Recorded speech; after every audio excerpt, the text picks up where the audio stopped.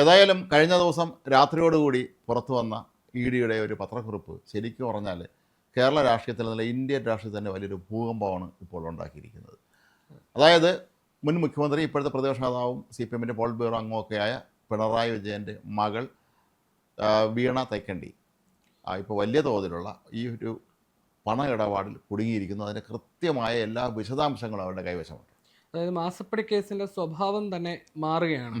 കാരണം ഇത്രയും നാളതൊരു ആരോപണം അല്ലെങ്കിൽ അത്തരത്തിൽ ഒരു രാഷ്ട്രീയ ആരോപണം മാത്രമായിട്ട് ചർച്ച ചെയ്യപ്പെടുന്ന ഒരു സാഹചര്യമായിരുന്നു ഉണ്ടായിരുന്നത്. പക്ഷേ EDയുടെ പത്രക്കുറിപ്പ് പുറത്തു വന്നിട്ടുണ്ട്. അതിന് പ്രകാരം പറയുന്നത് 85 ലക്ഷം രൂപയോളം വിദേശത്തേക്ക് കടത്തിയെന്ന് പറയുന്നത്. അതായത് നടന്നത് ഹവാലയാണ് എന്നുള്ള രീതിയിലേക്കാണ് EDയുടെ വിശദീകരണം. അപ്പോൾ നമ്മൾ ഈ ഒരു മാസപ്പടി കേസിന്റെ ഒരു പശ്ചാത്തലം നമ്മൾ നോക്കിക്കഴിഞ്ഞു കഴിഞ്ഞാൽ, അല്ലെങ്കിൽ പിണറായി വിജയനുമായി ബന്ധപ്പെട്ട് മറ്റ് വിവാദങ്ങളൊക്കെ വരുമ്പോഴും നമുക്ക് ഒന്ന് പരിശോധിച്ചാൽ ഉയർന്ന വിവാദങ്ങൾക്കൊക്കെ ഒരു നിശ്ചിത മാത്രമേ അതിനൊരു ഇതുണ്ടായിരുന്നുള്ളൂ, അല്ലെങ്കിൽ ഒരു നിശ്ചിത കാലത്തേക്ക് അത് ചർച്ചയാകും. ഒരു പരിധിവരെ ലാവ്ലിൻ കേസ് പോലും അങ്ങനെയായിരുന്നു.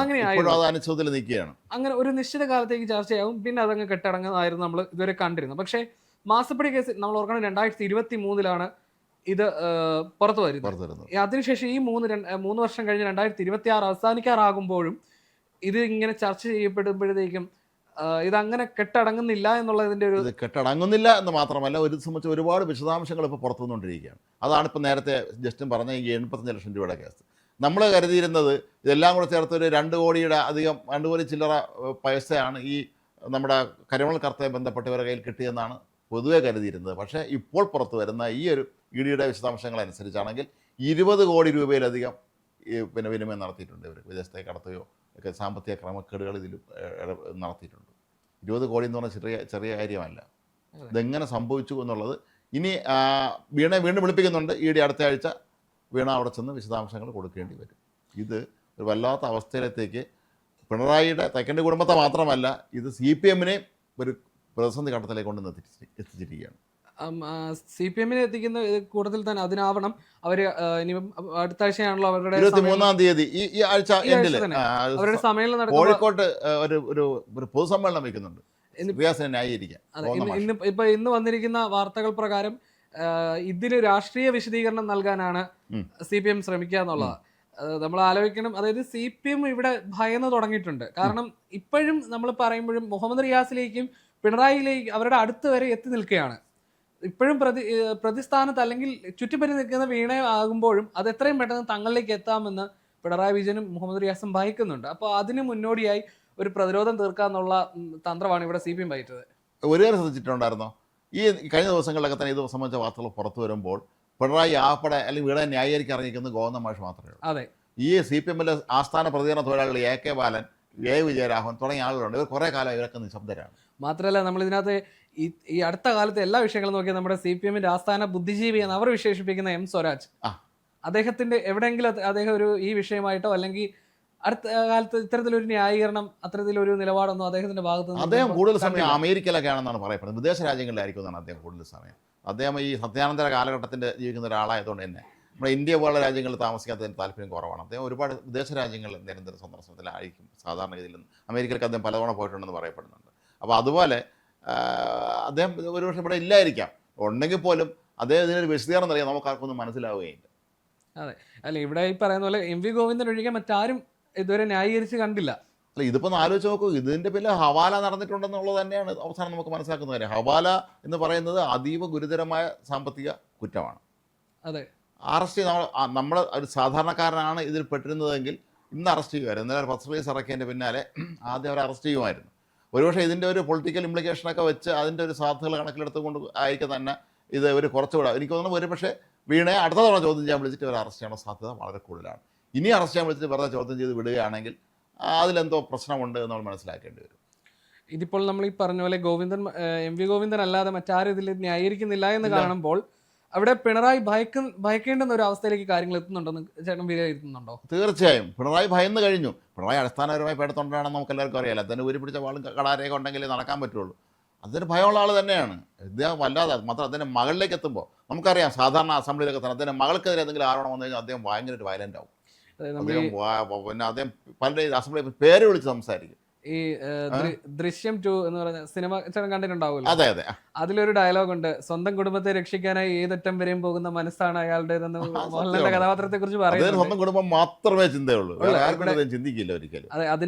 അതിനാണ് അദ്ദേഹം ഈ കുഴൽനാടൻ ഈ വിവാദം നിയമസഭയിൽ ഉന്നയിച്ച ഘട്ടത്തിൽ അദ്ദേഹം പറഞ്ഞത് അദ്ദേഹത്തിന്റെ ഭാര്യയുടെ പെൻഷൻ കാശാണെന്ന് വരെ പറഞ്ഞ് സ്വന്തം മകളെ മാക്സിമം സംരക്ഷിക്കാൻ ശ്രമിച്ച ഒരു വ്യക്തിയാണ്. അല്ല, ഞാൻ പറയായിരുന്നു എൻ്റെ അച്ഛനമ്മ സർക്കാർ സർവീസിൽ റിട്ടയർ ചെയ്തപ്പോൾ ആ പൈസ വെച്ചുകൊണ്ട് എനിക്ക് ഇതുവരെ ബിസിനസ് തുടങ്ങാൻ പറ്റുമായിരുന്നു? ഒരിക്കലും ഇല്ല. ഇത് 20 കോടി എവിടെ നിന്ന്, 85 ലക്ഷം എവിടെ നിന്ന്? അത് ദിർഹമാണ് അങ്ങോട്ട് മാറ്റിയിരിക്കുന്നത്, വിദേശ കറൻസി അങ്ങോട്ട് മാറ്റി വിട്ടേക്കുന്നത്. ഇതെല്ലാം വീണയുടെ വീട് റെഡി ചെയ്തപ്പം കിട്ടിയ ചുവന്ന ഡയറിയിൽ നിന്നുള്ള വിശദാംശം. വീണ എല്ലാം എഴുതി വെച്ചിരിക്കുകയാണെന്നാണ് എനിക്ക് മനസ്സിലാകാത്തൊരു കാര്യം. ഇത്രയും വലിയ IT സാങ്കേതിക വിദഗ്ധയായെന്ന് ഇവർ ചൂണ്ടിക്കാട്ടുന്ന റിയാസ് പറയുന്ന വീണയ്ക്ക് എന്തുകൊണ്ട് ഒരു ഡയറിയിൽ എഴുതി വെച്ചതിന് പകരം ഇത് വേറെ പിന്നെ എവിടെയെങ്കിലും കമ്പ്യൂട്ടറിൽ വിശദാംശം ടൈപ്പ് ചെയ്ത് രഹസ്യമായി വെക്കാൻ കഴിഞ്ഞില്ല? അല്ല, അതിലൊരു കാര്യമുണ്ട്. നമ്മൾ എത്രയൊക്കെയാണെന്ന് പറഞ്ഞാൽ, ടെക്നോളജി എത്രയൊക്കെ വളർന്നെന്ന് പറഞ്ഞാൽ, നമ്മൾ ഈ ഓൺലൈൻ അല്ലെങ്കിൽ അത്തരത്തിൽ നമ്മുടെ കമ്പ്യൂട്ടറുകളിൽ രേഖപ്പെടുത്തുന്ന ഡേറ്റകൾ ഒരിക്കലും സേഫ് അല്ല. നമ്മൾ എത്രത്തോളം സെക്യൂരിറ്റി ആണെന്ന് പറഞ്ഞാൽ അതിനൊരു ഹാക്ക് ചെയ്യപ്പെടാൻ, അല്ലെങ്കിൽ അത് സേഫ് അല്ല, ഒരിക്കലും പൂർണ്ണമായി സുരക്ഷമായിട്ടിരിക്കുന്നതല്ല. അതിലും ആ ഒരു ചിന്തയാകാം. അല്ലെങ്കിൽ ഒരു പക്ഷേ ഈ ഭരണത്തിന്റെ തണൽ എന്നതിനപ്പുറത്തേക്ക് മറ്റൊന്നും ചിന്തിച്ചിട്ടുണ്ടാവില്ല. അതല്ല, അതാണ് ഈ 10 വർഷം എന്നൊക്കെ പറയുമ്പോൾ ചെറിയ കാര്യമില്ല. അതങ്ങ് സൂഹിക്കുകയായിരുന്നു, ആസ്വദിക്കായിരുന്നല്ലോ ഒരു ജീവിതം. വീട്ടിൽ ക്ലിഫ് ഹൗസ് 2 നിലയുള്ള ക്ലിഫ് ഹൗസിൽ ഒരു അടുത്ത നിലക്കാരൻ ലിഫ്റ്റ് വയ്ക്കുക, പശുവിന് AC പിന്നെ എന്താണ് പിന്നെ അവിടെ ഈ താമസിക്കാൻ വേണ്ടി തൊഴുത്തുണ്ടാക്കുക. ഇതൊക്കെ നമ്മൾ അത്ഭുതപ്പെടുന്ന കാര്യങ്ങളല്ലേ.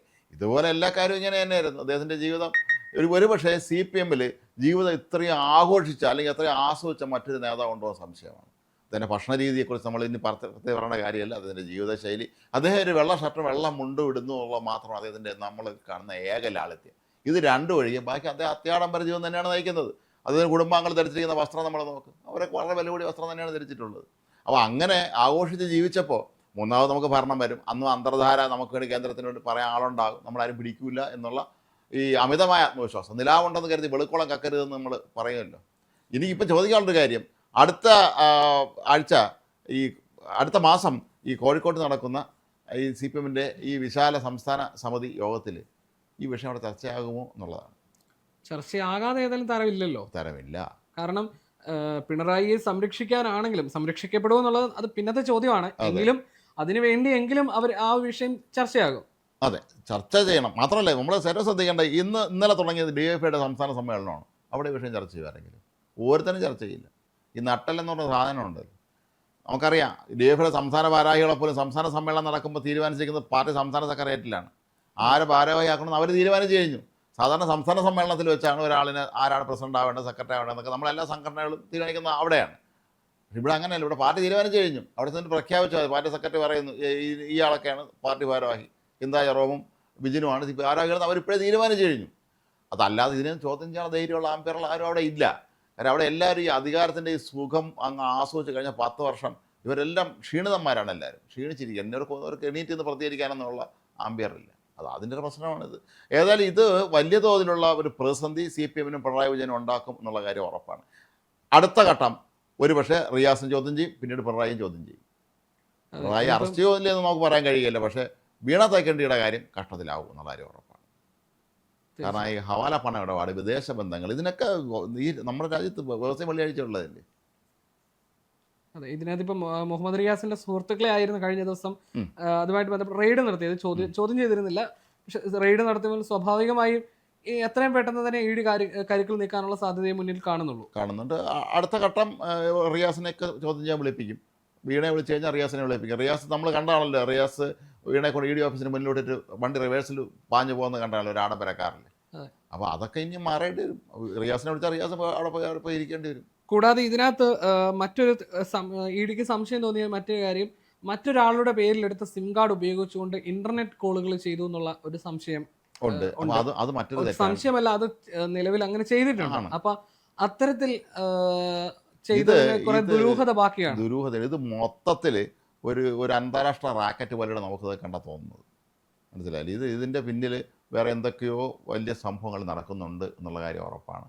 അതിൻ്റെ ഒരു ഭാഗമായിട്ട് തന്നെയാണ് ED ഇത്രയും സമയം എടുത്ത് അന്വേഷിച്ചതെന്നാണ് നമ്മൾ മനസ്സിലാക്കാൻ. നമ്മൾ കരുതിയത് ഇതോടുകൂടി പരിപാടി കഴിഞ്ഞ് അന്തർധാര പ്രവർത്തിക്കുകയും അതെ, ഏറ്റവും നമ്മൾ അത് പറയുമ്പോൾ ഏറ്റവും കൂടുതൽ ശ്രദ്ധിക്കേണ്ട ഒരു കാര്യം അതാണ്. കാരണം അത് ഈ 3 വർഷമായിട്ട് ഈ വിഷയം തുടങ്ങിയിട്ടില്ല.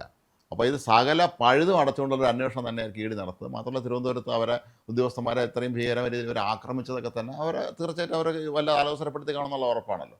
അതുകൊണ്ട് ഇനി അവർ അക്കാര്യത്തിൽ കർശന നിലപാടിന് സ്വീകരിക്കുമായിരിക്കും. ഏതായാലും ഇത് ഈ ജയിലിൽ പൊളിഞ്ഞാലും വെളിയിറങ്ങാൻ പറ്റാത്ത രീതിയിലുള്ള കുറ്റങ്ങളാണ് ഇവർ ചെയ്തിരിക്കുന്നത് എന്ന് തന്നെ വേണം നമുക്കിത് മനസ്സിലാക്കാൻ. പിണറായി വിജയനോളം CPM ഇത്രയധികം ഉപയോഗപ്പെടുത്തിക്കൊണ്ട് സ്വന്തം കുടുംബത്തിന് വേണ്ടി ദുരുപയോഗം ചെയ്ത മറ്റൊരു നേതാവ് കാണില്ല. ഒരുപാട് അഴിമതിക്കാരവിടെ മാസ്റ്ററിലുണ്ടെങ്കിൽ പോലും ഇത്രയും വലിയ തോതിൽ ഇപ്പം നേതാക്കൾക്കൊന്നും മിണ്ടാനില്ല, പാർട്ടിയിലെ വനിതാ നേതാക്കൾക്കൊന്നും പറയാനില്ല. വനിതാ നേതാക്കൾ ആരെങ്കിലും വീണ ന്യായീകരിച്ചുകൊണ്ട് പ്രസ്ഥാനം നടത്തില്ല. കാരണം അവർക്കെല്ലാം അറിയാം ഇത് സത്യമാണ് എന്നുള്ള കാര്യം എല്ലാവർക്കും അറിയാം. അതുകൊണ്ട് തന്നെ അവരിന് മിണ്ടായിരിക്കുകയുള്ളൂ. ഏതായാലും ഈ പിണറായി വിജയൻ കണ്ടോൺമെൻറ് ഹൗസിലാണ് ഇപ്പോൾ അദ്ദേഹത്തിൻ്റെ ഔദ്യോഗിക വസതി. അവിടുന്ന് പൂജപ്പരലോട്ട് പോകേണ്ടി വരുമോ എന്നുള്ളതാണ് ഇപ്പോൾ സ്വാഭാവികമായും സാമൂഹ്യ മാധ്യമങ്ങളൊക്കെ എല്ലാവരും ചോദിക്കുന്നത്. ഇതിന് വല്ലാത്ത ഒരു പ്രതിസന്ധി ഘട്ടമാണ് CPM സംബന്ധിച്ചിടത്തോളം. ഈ പിണറായി കൈവിടുക എന്നുള്ളത് തന്നെയാണ് അവർ ചെയ്യേണ്ടത്. ഇനിയിപ്പോൾ വിശ്രമ ജീവിതം നയിക്കാൻ പറയുക, അത് വീട്ടിലാണെങ്കിലും പൂജപ്പര ജയിലാണെങ്കിലും വേണ്ട, അത് നയിച്ചോട്ടെ എന്ന് പറഞ്ഞാൽ അങ്ങനെ ഒരു നേതാവിനെ സംരക്ഷിക്കേണ്ട ആവശ്യം അവർക്കില്ലല്ലോ. ഒരു പ്രസ്ഥാനമല്ലേ ഇത്.